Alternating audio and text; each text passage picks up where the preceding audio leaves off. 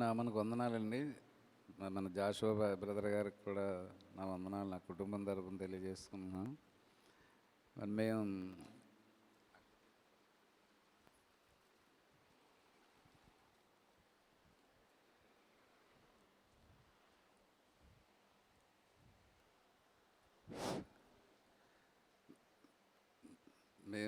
ఇందాక మా మిస్సెస్ మాట్లాడారు కదండి, నర్సీపట్నం నుంచి వచ్చామండి మేము. అయితే నేను దేవునిలోకి రాకముందు 2012 వరకు చాలా ఇందాక ఆవిడ చెప్తున్నారు కదా, తాగుతున్నారండి. విపరీతమైన తాగుడు తాగి ఉండండి. టీచర్ జాబ్ చేస్తూ కూడా నా కుటుంబం కూడా చాలా ఇబ్బందులు పడ్డారండి నా వల్లే.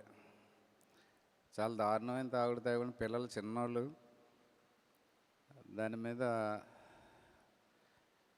ఉద్యోగం చేస్తూ కూడా ఉద్యోగం చేయలేని పరిస్థితికి వచ్చాను, చనిపోయే స్టేజ్కి వచ్చాను 2012లో. ఆ స్థితిలో విశ్వవాణి పరిచర్య ద్వారా పాస్టర్ గారు మా ఇంటికి వచ్చారండి.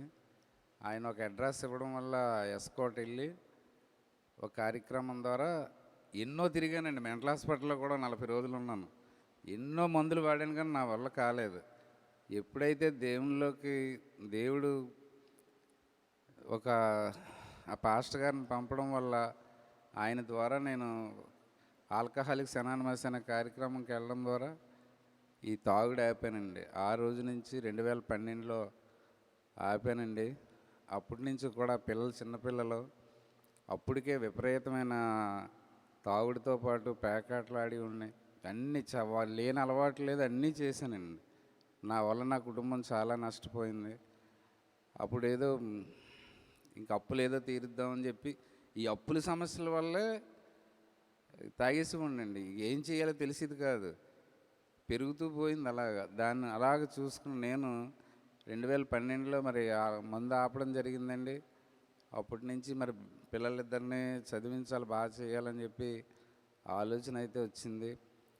మందు ఆపిన తర్వాత కొన్ని షూరిటీలు అవి పెట్టి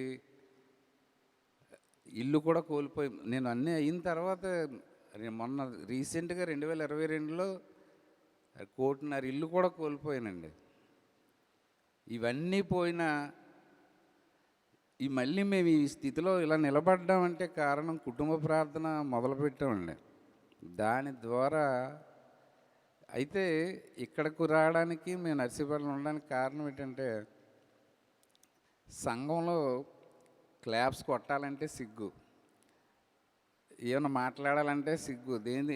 ఏం చెప్తాం, ఏం మాట్లాడతాం, ఏది ఉద్యోగాలు చేసుకుంటున్నాం, ఎవరి పనాలు చేసుకుంటున్నాం అని తిరిగే స్వభావమే. కానీ మనకెందుకు లేదు, మన ముందున్న వాళ్ళు మాట్లాడతారు ఇవనుకోవడమే. కానీ ఇలా చేసుకుంటున్న మాకు ఈ తెల్లవారుజానది మా మిసెస్ చూడడం చేసిన తర్వాత హైదరాబాద్ వెళ్దాం అనుకున్నాం, వెళ్ళడానికి అవ్వలేదు. వైజాగ్లో పెట్టింది నుంచి రావడం వల్ల అయితే ఇక్కడ నచ్చింది ఏంటంటే, మన గురించి ఎవరో పాస్టర్ గారు ప్రేయర్ చేయడం, ఉత్తరాలు రాయడం, ఫోన్లు చేయడం, మా గురించి ప్రార్థన చేయండి అని కాకుండా, ఎవరి గురించి, నీ కుటుంబం గురించి మీరే ప్రార్థన చేయాలా, మీరే మీ బిడ్డల కొరకు ప్రార్థన చేయాలి, మీరు మీ సమస్యల గురించి మీరే ప్రార్థన చేయాలనే పాస్టర్ గారు చెప్పిన వాక్యం నాకు చాలా నచ్చిందండి. నెల ఎప్పుడు సెకండ్ ఫ్రైడే కానీ థర్డ్ ఫ్రైడే కానీ ఎప్పుడు వస్తుందా, మాకు అసలు వచ్చినట్టు లేదు. నర్సీపట్నం నుంచి ఏదో మామూలుగా ఏదో పక్క ఊరు వచ్చినట్టే వచ్చి మీటింగ్ చూసుకొని తెల్లవారు మళ్ళీ డ్యూటీకి వెళ్ళిపోయిన రోజులు కూడా నేను, రేపు కూడా డ్యూటీకి వెళ్ళాలి నేను. అయినా తెల్లవారులు మామూలు పగలున్నట్టే అంటే చెప్పారు కదండి, రాత్రి 8 గంటల నుంచి తెల్లవారు 4-5 గంటల దాకా మన సంఘంలో 2 గంటల చొప్పున అయినా స్తుతించం. మనం వెళ్ళిందో ఒక అరగంట, ఆ పాటలు అయ్యేదాకా మనం గుడికి వెళ్ళాం. అయిపోయిన అది మా ఇంట్లో ఎప్పుడు గొడవేనండి. పాటలు అయిపోవాలి, ఆరాధన అయిపోయిన తర్వాత గుడికి వెళ్ళడం, అది కూడా ఒక అరగంట ఏదో చెప్తే మళ్ళీ కానుకలు పడితే మళ్ళీ ఇంటికి వచ్చి బయటికి వెళ్ళిపోవడం. కానీ ఇక్కడ రాత్రి అంతా దేవుని స్తుతించడానికి దేవుడు మరి జాషువా బ్రదర్ గారి వల్ల మంచి అవకాశం ఇచ్చారండి. దానికి మాకు అద్భుతాలు జరగకపోయినా పర్వాలేదు, కానీ నైట్ వచ్చి మేము స్తుతించడానికి, ఒక రోజు స్తుతించడానికి మాకు ఇచ్చిన దేవుడి ధన్యతను బట్టి వందనాలండి. అలాగే మేము సమస్తం కోల్పోయామండి. ఇందాక మా ఆవిడ చెప్పింది కదా, కోల్పోయింది. అందరూ ఏమనుకుంటారంటే 2 ఉద్యోగాలు కాబట్టి మీకేటంటే ఆ పొగడ్త నా నాశనానికి తొలిమెంట్ అయిందండి. అది తీసుకొని నాకేటనుకున్నానండి, అన్నీ పోయండి, సమస్తం పోయి, భూమి ఉండేదండి, సొంత ఇల్లు అన్నీ పోయి, లాస్ట్కి మనుషులు మాత్రం మిగిలామండి. ఆ విధంగా బయటకు ఇంటి అద్దె కూడా కట్టలేని పరిస్థితి వచ్చిందండి. అలాంటి స్థితిలో అప్పులోడు ఎవడన్నా వచ్చాడంటే ఒకటే అడిగాడండి, వీళ్ళు పిల్లలు చదివించడానికి ఉంది కానీ మాకు డబ్బులు ఇవ్వడానికి లేదని వారు. దానికి ఇంక అన్ని బాధలు పడ్డామండి. కాకపోతే ఇప్పుడు ఎవరిని ఏమని పని లేదు. ఎందుకంటే అదే అంటారు కదా, కాలం సమాధానం చెప్తుంది అన్నట్టు దేవుని మీద భారం వేసి కుటుంబ ప్రార్థన చేయడం వల్ల ఇక్కడికి వచ్చాక మాకు ధైర్యం వచ్చిందండి. సమస్యలు ఈరోజు కదా రేపన్నా తీరుతాయి అని చెప్పి ఆ ధైర్యంతో ఉండడం వల్ల ఈవేళ నెమ్మది సమాధానంతో చక్కగా ఉన్నామండి.